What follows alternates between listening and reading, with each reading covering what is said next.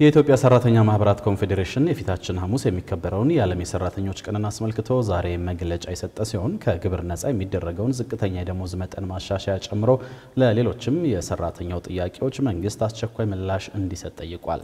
ኮንፌዴሬሽኑ በዚሁ መግለጫው አክሎም በሀገሪቱ ሰላምና መግባባትን ለመፍጠር የሀገራዊ ምክክር ኮሚሽን እያደረገ ላለው እንቅስቃሴ ሁሉም ሰራተኞች አስፈላጊውን ድጋፍ እንዲያደርጉ ጥሪ አቅርቧል። መግለጫውን የተከታተለው ብሩክ አስቀናው ዝርዝር አለው። ዓለም አቀፉ የሰራተኞች ቀን ወይም ሜዴይ የፊታችን ሐሙስ ይከበራል። ይህንኑ በዓለም አቀፍ ደረጃ ለ136ኛ በኢትዮጵያ ደግሞ ለ50ኛ ጊዜ የሚከበረውን የሰራተኞች ቀን አስመልክቶ ዛሬ መግለጫ የሰጠው የኢትዮጵያ ሰራተኛ ማህበራት ኮንፌዴሬሽንም ሰራተኛው በኑሮ እየተፈተነ መሆኑን ጠቅሷል።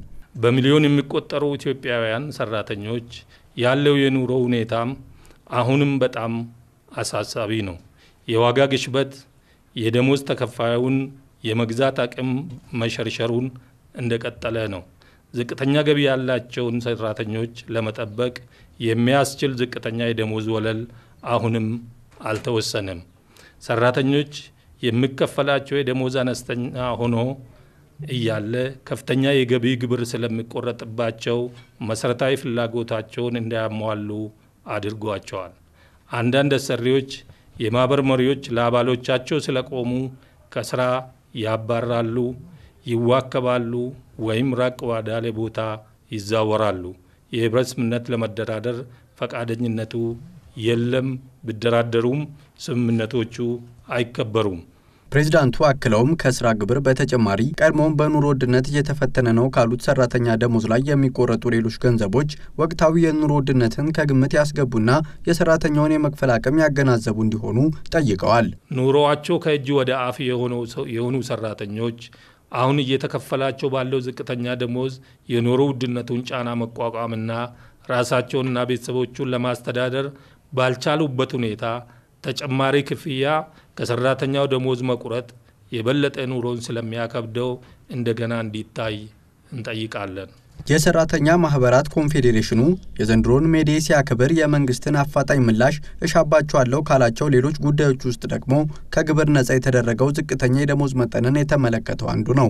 አሁን ላይ ከስራ ግብር ነፃ ሆኖ ያለው ዝቅተኛው ደሞዝ 600 ብር ነው ያሉት ፕሬዝዳንቱ፣ ይህም ወቅታዊ የዋጋ ንረትን ያላገናዘበ በመሆኑ እንዲሻሻል ጠይቀዋል። እዛን ጊዜ የነበረው ወቅታዊ የገበያ ሁኔታ ግምት ውስጥ ገብቶ ስለነበር አሁን ግን ከግብር ነፃ የተደረገው የብር መጠን ካለው የዋጋ ንረት ጋር ስለማይመጣጠን ከግብር ነፃ የሚደረገው አነስተኛ ወራዊ የደሞዝ መጠን ወደ ላይ ከፍ እንዲደረግ፣ በተጨማሪም ከብር 10900 እና ከዛ በላይ ተከፋዮች የ35% የስራ ግብር እርከን መቶኛው ተቀንሶ መነሻውም ወደ ላይ ተሻሽሎ ከፍ እንዲደረግ እንጠይቃለን።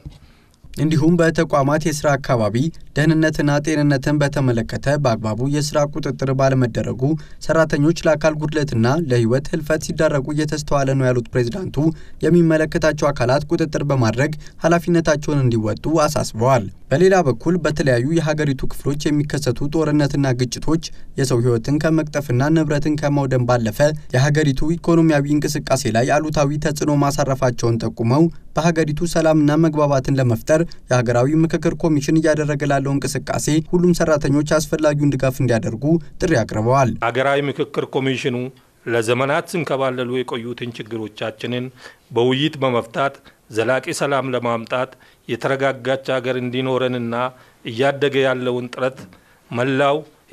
ያለውን ጥረት መላው ሰራተኞችና መላው ህዝብ በመደገፍ የሚጠበቀውን ውጤት እንዲያመጣ ከምክክር ውጪ ሌላ የችግር መፍቻ አማራጭ ስለሌለ የበኩላቸውን ሚና እንዲጫወቱና ከምክክር ኮሚሽኑ ጎን እንዲቆሙ ጥሪን አስተላልፋለሁ።